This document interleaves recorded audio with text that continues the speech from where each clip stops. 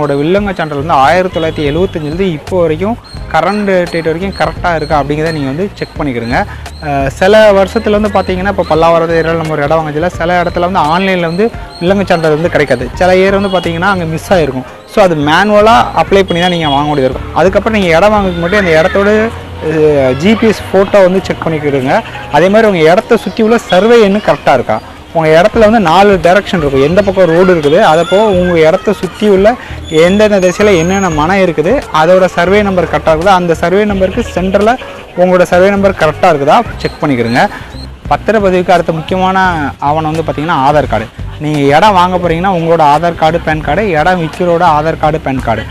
இடம் விற்கிறவர் வந்து லைவில் அவங்க உயிரோடு இருந்தாங்கன்னா அவங்களோட Aadhaar card pan card. Suppose அவங்க வந்து வயசானவங்களாம் தவறிட்டாங்க, அவங்களோட பசங்க இருக்காங்கன்னா அவங்களோட இறப்பு சான்றிதழ், அவங்களோட வாரிசு சர்டிஃபிகேட், அவங்க எத்தனை வாரிசு இருக்காங்களோ அவங்களோட எல்லாரோட வாரிசு சர்டிஃபிகேட்டு, அவங்க